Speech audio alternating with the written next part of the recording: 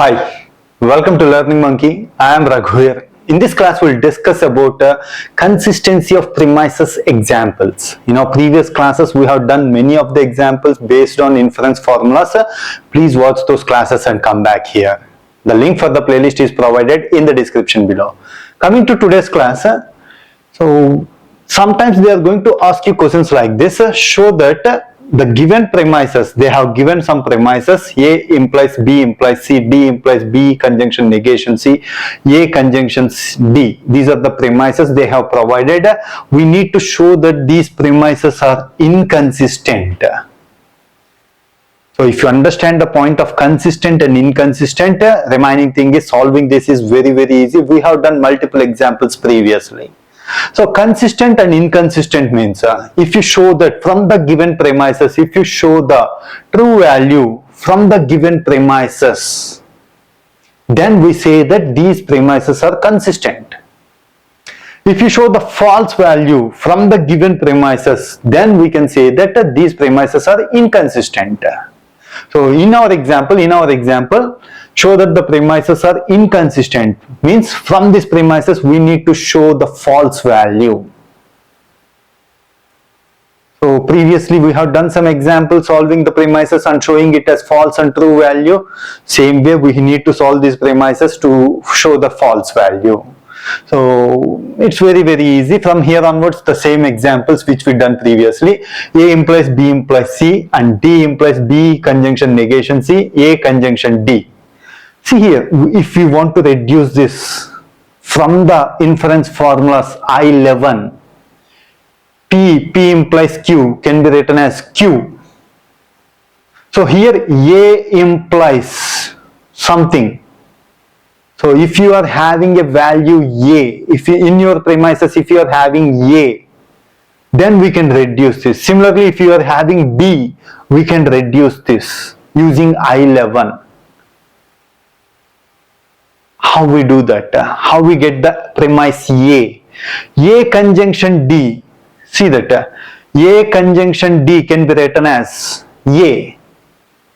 Why? From the inference formula I1, P conjunction Q can be written as P, or I2, P conjunction Q can be written as Q. So using I1 and I2, we can say that A conjunction D can be written as A conjunction D can be written as D. So along with these three premises, we got new two premises. What are those? A and D. We can use these five premises and we need to show that false. Whatever we derived, we can use that premises also. So now you are having A implies something. This is in the form of I11. A implies B implies C can be written as B implies C. Using I11 formula, P implies Q is written as Q. Now B implies C can be written as negation B disjunction C. So now by look at the remaining observations. By observing, we need to decide which one we have to change. With practice, you are going to get that, and you should have the clear understanding about equivalence and inference formulas. So negation B disjunction C. In this is one more premise which we derived from the existing premises. So D implies B conjunction negation C. So somehow we can use this negation P disjunction C. D implies something can be written as by using the equivalence formula. P implies Q can be written as negation Q implies negation P. So reverse it. Negation of B conjunction negation C implies negation D. When this negation go inside, De Morgan's law, negation B disjunction C. See now, negation B disjunction C implies negation D. This and this are same. So we are going to use this two. Negation B disjunction C. This is one premise which we derived from the existing, and one more premise which we derived from the existing is this one.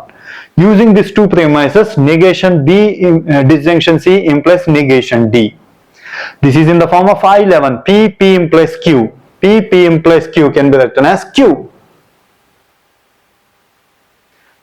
P implies Q can be written as negation D. So from the given premises, we have derived a negation D. And from the given premises, we have derived one more, which is D. So in between two premises, we can place conjunction. Why we can place conjunction in between two premises? We already discussed in our previous classes. We are not going to discuss it again. So we are having two premises D and negation D. In between these two, D and negation D, which is always false. So from the given premises, we had showed that false value. So we can say that the given premises are inconsistent. This is how we need to show them. Hope you understand these examples. If you have any questions regarding the concept, please post your questions in the comment section below. Thanks for watching. If you haven't subscribed to our channel, please subscribe to our channel and press bell icon for the latest updates. Thank you.